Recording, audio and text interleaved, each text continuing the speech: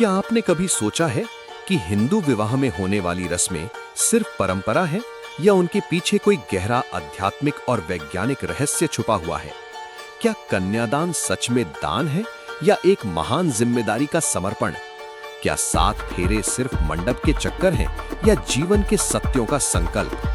आज के इस वीडियो में हम प्रत्येक रस्म के पीछे छिपी उस सच्चाई को उजागर करेंगे जिसे जानकर आपका दृष्टिकोण हमेशा के लिए बदल जाएगा। हिंदू धर्म में विवाह केवल 2 व्यक्तियों का संबंध नहीं, बल्कि 2 आत्माओं का पवित्र मिलन माना गया है। इसे संस्कार कहा गया है, अर्थात ऐसा कर्म जो जीवन को शुद्ध और संपूर्ण बनाता है। विवाह का उद्देश्य केवल सामाजिक बंधन बनाना नहीं, बल्कि धर्म, अर्थ, काम और मोक्ष, इन 4 पुरुषार्थों की सार्थकता को प्राप्त करना है। लेकिन प्रश्न ये है कि इन सब बातों को हम रस्मों के माध्यम से कैसे समझते हैं? सबसे पहली और सबसे अधिक चर्चित रस्म कन्यादान। अक्सर लोग इसे गलत अर्थ में ले लेते हैं, जैसे कि कन्या किसी वस्तु की तरह दान की जा रही हो। लेकिन वास्तव में कन्यादान का अर्थ है एक पिता द्वारा अपनी पुत्री को उसके जीवन के नए अध्याय के लिए विश्वास और श्रद्धा के साथ समर्पित करना। ये दान नहीं, बल्कि एक अधिकार का परिवर्तन है, जहां पिता अपनी जिम्मेदारियों को वर को सौंप देता है।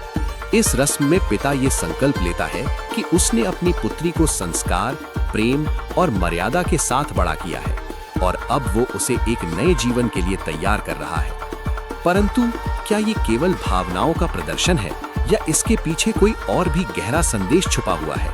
विवाह के दौरान अग्नि को साक्षी माना जाता है।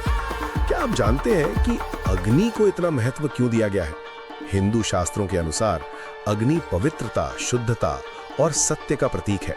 अग्नि के सामने लिए गए वचन कभी झूठे नहीं माने जाते। वैज्ञानिक दृष्टिकोण से देखें तो हवन के दौरान जलने वाली सामग्री वातावरण को शुद्ध करती है और एक सकारात्मक ऊर्जा का संचार करती है। यानी ये रस्म केवल धार्मिक नहीं, बल्कि पर्यावरण और मनोवैज्ञानिक दृष्टिकोण से भी महत्वपूर्ण है। लेकिन असली रहस्य अभी बाकी है। विवाह की सबसे महत्वपूर्ण रस्म 7 फेरे।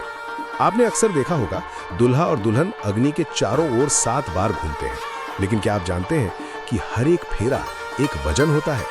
पहला फेरा जीवन के भोजन और पोषण की जिम्मेदारी। दूसरा फेरा शारीरिक और मानसिक शक्ति का विकास। तीसरा फेरा धन और समृद्धि का संकल्प। चौथा फेरा सुख और प्रेम का संरक्षण। 5वां फेरा संतान और परिवार की जिम्मेदारी। 6ठा फेरा स्वास्थ्य और जीवन की रक्षा। 7वां फेरा जीवन भर के मित्रता और विश्वास का प्रतिज्ञा। ये 7 फेरे असल में एक जीवन भर का समझौता है, जहां 2 लोग हर परिस्थिति में एक दूसरे का साथ देने का वचन देते हैं। लेकिन क्या ये वचन आज के समय में भी उतने ही महत्वपूर्ण है? यही प्रश्न इस कहानी को और गहरा बना देता है। अब बात करते हैं सिंदूर और मंगलसूत्र की। सिंदूर केवल एक लाल रंग नहीं, बल्कि एक स्त्री के विवाहित होने का प्रतीक है। इसका संबंध आज्ञा चक्र से भी जोड़ा जाता है, जहां इसे लगाने से मन और शरीर में संतुलन बना रहता है। मंगलसूत्र एक ऐसा सूत्र है जो पति पत्नी के बंधन को दर्शाता है। इसके काले मोती नेगेटिव ऊर्जा से बचाव का प्रतीक माने जाते हैं। ये दोनों चिन्ह सिर्फ सामाजिक पहचान नहीं, बल्कि एक गहरा मनोवैज्ञानिक और ऊर्जात्मक प्रभाव भी रखते हैं। परंतु सबसे बड़ा सच अभी भी बाकी है। तो आखिर इन सब रस्मों की असली सच्चाई क्या है? सच ये है कि हिंदू विवाह की हर रस्म एक सिंबल है, एक ऐसा प्रतीक जो हमें जीवन के मूल सिद्धांतों की याद दिलाता है।